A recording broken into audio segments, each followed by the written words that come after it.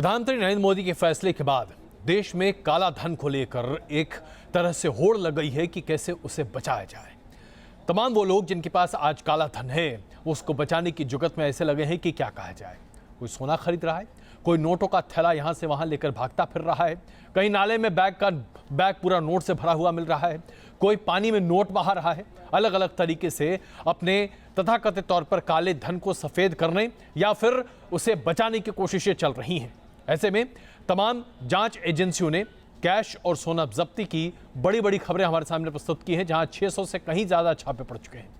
अब महाराष्ट्र से एक खबर आई है जहां पर भारतीय जनता पार्टी के सरकार में शामिल एक मंत्री के कार में 51 लाख रुपए नगद बरामद किए गए। इस बरामदगी के बाद महाराष्ट्र के कोऑपरेटिव मिनिस्टर सुभाष देशमुख की मुश्किलें बढ़ गई हैं। सुभाष देशमुख वही मंत्री हैं जिनके कोऑपरेटिव से माना जा रहा है कि बड़े पैसे में काले धन को सफेद भी किया जा रहा था, और ये बार बार मांग भी कर रहे थे कि कोऑपरेटिव बैंकों में पैसा पहुंचना चाहिए ताकि किसानों को मुश्किलें ना हो। किसानों को मुश्किलें हो रही थी या इनके जैसे धन पशुओं को दिक्कत हो रही थी, ये इस बात से स्पष्ट है। 91 लाख रुपए नगदी भारतीय जनता पार्टी के महाराष्ट्र के मंत्री की गाड़ी से बरामद हुए हैं। अब काला धन कहां ढूंढने जाएंगे मोदी साहब?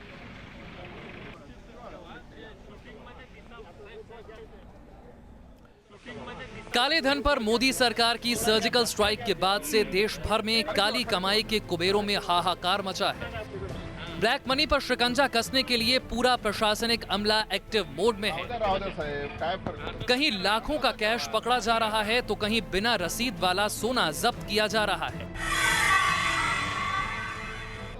तस्वीरें महाराष्ट्र के उस्मानाबाद की हैं, जहां एक कार से 91.5 लाख रुपए की बरामदगी से सनसनी फैल गई।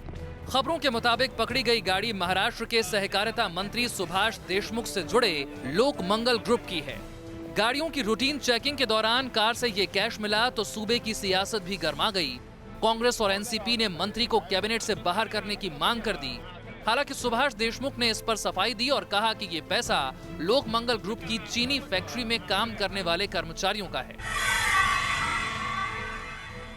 जब्ती की दूसरी बड़ी खबर भी महाराष्ट्र से आई, जहां मुंबई कस्टम की एयर इंटेलिजेंस यूनिट ने प्रणव शशिकांत चौहान नाम के शख्स को करीब 2.5 किलो सोने के साथ पकड़ा। बरामद सोने की कीमत करीब 66 लाख बताई जा रही है। आरोपी शख्स को 17 नवंबर को कनाडा जाते समय एयरपोर्ट पर पकड़ा गया। कस्टम को शक है कि ये तस्कर इस सोने को विदेश में बेचकर विदेशी करेंसी देश में लाने की कोशिश में था। नोटबंदी की घोषणा के बाद से ही सीआईएसएफ और इनकम टैक्स डिपार्टमेंट की टीम एयर इंटेलिजेंस यूनिट के साथ मिलकर देश के सभी एयरपोर्ट्स पर विशेष जांच अभियान चला रही है। पुलिस थाने में टेबल पर 1000 और 500-500 के नोटों की ये गड्डियां भी काली कमाई का हिस्सा बताई जा रही हैं। आगरा की सदर पुलिस ने चेकिंग के दौरान ये कैश जब्त किया है। पुलिस ने नकदी का बैग ले जाते हुए 2 लोगों को हिरासत में लेकर पूछताछ की। आरोपियों ने बताया कि उन्होंने 50 लाख की नकदी से भरा ये बैग कूड़े के ढेर पर फेंक दिया था। कैश जब्ती की ये तस्वीरें अमृतसर की हैं, जहां अमृतसर रेलवे पुलिस ने ब्यास स्टेशन से चेकिंग के दौरान एक शख्स के पास से 11 लाख रुपए बरामद किए, जिसमें 1000 और 500 के नोट शामिल हैं। ब्लैक मनी के खिलाफ सरकार की मुहिम के बाद से ही रेलवे पुलिस भी मुसाफिरों पर खास नजर रख रही है। Team news nation. तो देखिए कहां कहां से काले धन के साथ साथ ही तमाम नोट बरामद किए जा रहे हैं। अब जब देश में पुराने नोट बंद किए जा चुके हैं और नए नोट के सामने आने के बाद हम यही उम्मीद कर रहे थे कि भ्रष्टाचार में कमी होगी। ना जी ना, ऐसा कभी ना होता हमारे देश में। ये बात आम है, क्योंकि जब भी आप किसी से बात कीजिए लोग इसी अंदाज में बात करते हैं, और यह साबित होता है कि हमारे देश में काला धन पर लगाम लगा पाना आसान नहीं है, उस पर भी भ्रष्टाचार पर नामुमकिन ही समझिए। हमने ये सोचा था कि अब लोग जरा डरेंगे, लोगों में ये डर होगा कि भाई अगर आप रिश्वत ली, भ्रष्टाचार किया, काला धन जमा किया तो लोग पकड़े जाएंगे। आइए अब आपको ये तस्वीर दिखाते हैं जो कि मध्य प्रदेश के उज्जैन की है, जहां रिश्वत लेने का ये नया नजारा देखने को मिला है। नए नोट की रिश्वत लेते हुए एक पटवारी साहब रंगे हाथों पकड़ गए। ये पटवारी एक किसान से जमीन से जुड़े अपडेट के लिए 20,000 रुपए की रिश्वत मांग रहे थे। पटवारी ने पुराने नोट लेने से इनकार कर दिया लिहाजा किसान को 5,000 नए नोट का इंतजाम करना पड़ा पहली किश्त के तौर पर, ताकि रिश्वत की रकम दी जा सके और किसान का काम हो। और उसी वक्त लोकायुक्त की टीम ने वहां पर दबिश दी और घूसखोर पटवारी पकड़ा गया। जाहिर सी बात है, अगर आप ये सोच रहे हैं कि भ्रष्टाचार खत्म हो रहा है, तो ऐसा नहीं है। भ्रष्टाचार खत्म करना इतना आसान नहीं है, उसके लिए मानसिकता बदलनी पड़ेगी। लेकिन हाँ, इतना जरूर है कि लोग पकड़े भी जा रहे हैं। अब आइए आपको दिखाते हैं कि जहां एक तरफ काला धन बड़े पैमाने पर जब्त किया जा रहा है, वहीं संसद में आज तीसरे दिन भी कुछ भी काम होता नहीं दिखाई दिया। नोटबंदी के मामले पर विपक्ष और सरकार में तनातनी कुछ इस तरीके से चल रही है कि संसद की कार्रवाई अब सोमवार तक के लिए स्थगित कर दी गई है। 3 दिन बीत चुके हैं, संसद की कोई कार्रवाई नहीं हुई है। आखिरकार क्या चाहती है सरकार और क्या चाहती हैं विपक्षी पार्टियां? संसद में नोटबंदी पर लगातार तीसरे दिन भी संग्राम छिड़ा रहा। संसद के दोनों सदनों में जैसे ही कार्यवाही शुरू हुई, विपक्षी सांसद नोटबंदी के मुद्दे पर नारेबाजी करने लगे। Question number 41। हालांकि सत्ता पक्ष एक अलग रणनीति के साथ मैदान में उतरा।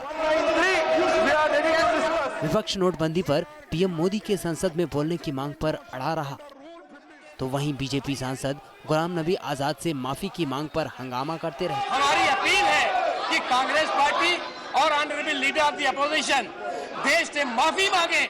माफी तो बीजेपी को मारनी चाहिए।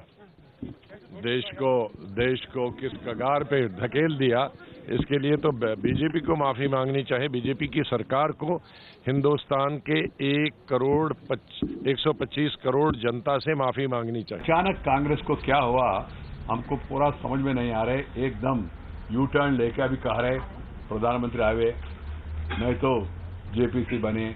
पहले बहस करो ना, बहस करके अंत में आपका मांग क्या है डिमांड कर सकते हैं। संसद में कांग्रेस के साथ ही तृणमूल कांग्रेस और बीएसपी भी सरकार की घेराबंदी में जुटी रही। ममता बनर्जी ने किसानों और आम आदमी की मुश्किलों को हथियार बनाया, तो वहीं बीएसपी अध्यक्ष मायावती ने नोटबंदी से लोगों को हो रही दिक्कतों पर प्रधानमंत्री नरेंद्र मोदी पर जोरदार हमला बोला। उन्होंने कहा कि पीएम को तानाशाही और अड़ियल रवैया छोड़कर देश हित में सोचना चाहिए। कोई बोलता है फार्मर्स को 25,000 मिलेगा, मिलेगा कैसे? तुम तो 2,000 कर दिया, मिलेगा कैसे? पूरा जो कहता है पूरा झूठा। इन्होंने बिना तैयारी के ये फैसला लिया है। मैं समझती हूँ कि केंद्र की सरकार को और खासकर प्रधानमंत्री श्री नरेंद्र मोदी को तो इस मामले में अपना अड़ियल व तानाशाही वाला जो उनका रवैया है उसको त्याग कर तो देश और जनहित के बारे में उनको सोचना चाहिए। विपक्ष सड़क से लेकर संसद तक सरकार को घेरने की रणनीति पर काम कर रहा है। कांग्रेस समेत कई पार्टियों ने जहां ऐलान कर दिया है कि जब तक पीएम नहीं बोलेंगे तब तक कार्यवाही नहीं होगी, तो वहीं केंद्र के रुख से ये साफ हो रहा है कि पीएम संसद से अगले 1 हफ्ते तक दूर ही रहने वाले हैं और वित्त मंत्री अरुण जेटली ही सरकार की तरफ से मोर्चा संभालेंगे। सरकार ने साफ कर दिया है कि नोटबंदी का फैसला वापस नहीं होगा, तो वहीं विपक्ष भी किसी भी तरह के समझौते के मूड में नजर नहीं आ रहा। और ऐसे में सरकार और विपक्ष के टकराव के बीच संसद के दोनों ही सदनों की कार्यवाही तीसरे दिन भी हंगामे की भेंट चढ़ गई। वीडियो सुभाष चंद्र के साथ मधुरेंद्र कुमार, न्यूज नेशन, दिल्ली। संसद में तो संग्राम छिड़ा हुआ है, लेकिन सड़क पर क्या हो रहा है? सड़क पर बड़ा बदलाव है साहब।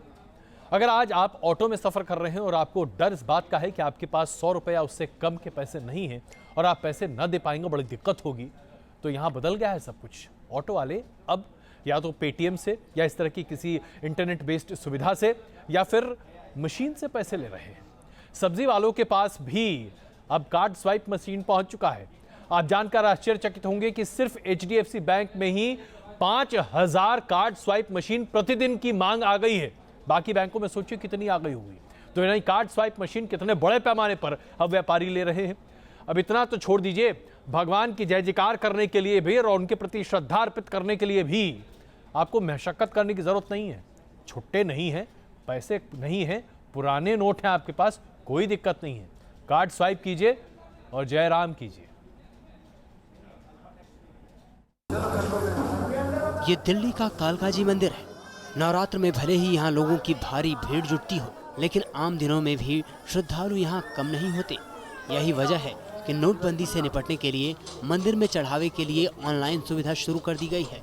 नोटबंदी का असर जो है वो मंदिरों में भी पड़ा है और जो लोगों की अगर बात करें तो वो प्लास्टिक मनी, वर्चुअल मनी की तरफ आकर्षित हो रहे हैं। एक आसान तरीके तलाशे जा रहे हैं और इन आसान तरीकों के चलते जो भगवान हैं, जो मंदिर हैं, वो भी अब हाईटेक होते नजर आ रहे हैं। दिल्ली के कालका जी मंदिर की तस्वीर आपको दिखा रहे हैं जहां पर बाकायदा पेटीएम के जो हैं वो बोर्ड टंगे हैं, यानी आप जो दान अगर मंदिर को देना चाहते हैं, कोई डोनेशन देना चाहते हैं तो उसमें आप ऑनलाइन ट्रांजैक्शन का भी उपयोग कर सकते हैं। जिस तरह से आज प्रॉब्लम हो रही है उसको देखते हुए हमें लगता है कि ये कदम बहुत अच्छा उठाया गया है। आप दर्शन करने आई हैं मंदिर में, अब दान पात्र में 10-20 रुपए चढ़ाने की जगह अगर ऑनलाइन ट्रांजैक्शन होनी शुरू हो गई जैसे कालका मंदिर में, क्या बेहतर कदम है, आसान रहेगा या नहीं? आसान है, पहले से आसान रहेगा। पहले से आसान है। हालांकि मंदिर के बाहर प्रसाद देने वाले लोगों को थोड़ी दिक्कत हो रही है। बताया जा रहा है कि जब से नोटबंदी का ऐलान किया गया तब से मंदिर में आने वाले श्रद्धालुओं की तादाद थोड़ी घटी है। यही वजह है कि अब प्रसाद की दुकानों पर भी डेबिट या क्रेडिट कार्ड से पेमेंट की सुविधा शुरू कर दी गई है। अगर नगद हो तो नगद दे दे, नहीं तो अपना वो पेटीएम से पे कर दे। सरकार की सख्ती के बाद ही सही मंदिरों ने भी प्लास्टिक मनी के इस्तेमाल का चलन शुरू कर दिया है, जिससे ब्लैक मनी पर लगाम लगने में कामयाबी मिलेगी। दिल्ली से सूरज अरोड़ा के साथ टीम न्यूज़ नेशन। तो साहब ये तो बात हुई कि कैसे भारत बदल रहा है और इस बदलाव की बड़ी आवश्यकता थी, बहुत बड़े पैमाने पर आवश्यकता थी। लेकिन कारोबार बहुत मंदा हो गया है, धंधा पूरे तरीके से बंद है, ये स्थिति है। अगर आप सब्जी मार्केट चले जाएं तो वहाँ बड़ी दिक्कत है, अगर आप फल खरीदना चाहें तो दिक्कत है, अगर आप व्यापारी हैं और व्यापार करना चाह रहे हैं तो तमाम मार्केट आज भी या तो आधे अधूरे हैं या बंद हैं। कारोबारियों को बहुत दिक्कतों का सामना करना पड़ रहा है और आम जनता की मुश्किलें भी कम होती दिखाई नहीं दे रही हैं। अब ऐसे में रास्ता क्या निकले? रास्ता निकल पाना इतना आसान नहीं है, क्योंकि मनी सप्लाई यानी कि करेंसी सप्लाई को आने में और पूरे तरीके से बहाल होने में तकरीबन 3 से 6 महीने लग सकते हैं। यानी धंधा अगले 3 से 6 महीने तक मंदा ही रहेगा साहब। 500 और 1000 के नोट पर रोक का असर चारों ओर देखने को मिल रहा है। नोट की चोट का असर कारोबार पर भी जबरदस्त तरीके से पड़ा है। शॉपिंग मॉल से लेकर फुटपाथ तक धंधा मंदा हो गया है। एक अनुमान के मुताबिक बीते 9 दिनों में कारोबारियों से लेकर दिहाड़ी मजदूरों तक की कमाई आधी हो गई है। इन दावों का सच जानने के लिए न्यूज नेशन की टीम दिल्ली के जनपथ मार्केट पहुंची। खरीदार भी यहां पर आ गए हैं, लेकिन वाकई में कितनी खरीदारी हो रही है नोटबंदी के इस माहौल में, ये यहीं पर इन दुकानदारों से जान लेते हैं। तो आप लोग ये बताइए, मार्केट में भीड़ तो वैसी ही नजर आ रही है? नहीं, पहले से कम है, क्योंकि नोटों का फ्लो कम है। थोड़ा सा फ्लो बढ़ने के बाद ही पब्लिक नजर आएगी, तब तक तो दिक्कत रहेगी। आज सुबह से दुकान खोला है तो कितना सामान बिका आपका? ये स्वेटर वगैरह जो लगा रखे हैं आपने? अभी तक 1500 रुपए बटे हैं जी बस। अभी भी फिर भी बिक गए हैं? 15-16। हाँ जी, 1500 रुपए बटे हैं। ओनली सिर्फ या ओनली 2 पीसेस, 2 पीस बेचे हैं अभी। सिर्फ 2 पीस? सिर्फ 2 पीस। और अगर कोई और वक्त रहता तो कितना बेच? May be 6000-7000। भारत की आर्थिक राजधानी मुंबई पर भी इसका भारी असर पड़ा है। इंडियन होटल्स और रेस्टोरेंट एसोसिएशन के मुताबिक बिजनेस में सीधे 46% की कमी आई है। अकेले मुंबई के रेस्टोरेंट में एक दिन में करीब 90 करोड़ का बिजनेस हो जाता था, लेकिन अभी ये घटकर आधा रह गया है।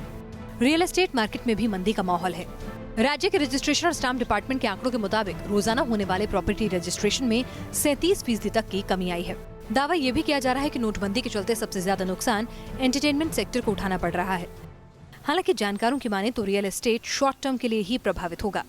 कारोबार में थोड़ी मंदी जरूर है, लेकिन सरकार फिलहाल सभी को लॉन्ग टर्म गेन का फंडा समझा रही है। Temporary pain for long term gain, temporary pain for long term gain, that's the chorus across the country. आम लोगों से लेकर कारोबारी तक सब परेशान हैं। बस उम्मीद यही है कि देश से काला धन गायब हो जाएगा। लेकिन बड़े बड़े दावे करने वाली टीम मोदी की अगली अग्नि परीक्षा यही होगी कि जब तक भ्रष्टाचार पूरी तरह से मिटेगा नहीं, तब तक काले धन का ये खेल भी खत्म नहीं होगा। दिल्ली से सारिका सिंह के साथ टीम न्यूज नेशन।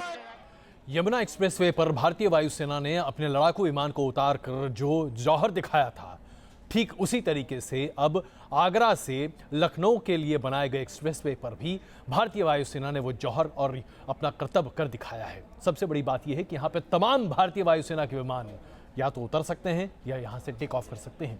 आइए दिखाते हैं आपको कैसे सड़क रनवे बन जाता है। हाईवे पर गाड़ियां दौड़ती हुई तो आपने खूब देखी होंगी, लेकिन यूं हाईवे से उड़ान भरते हुए लड़ाकू विमान आपने शायद ही कभी देखे होंगे।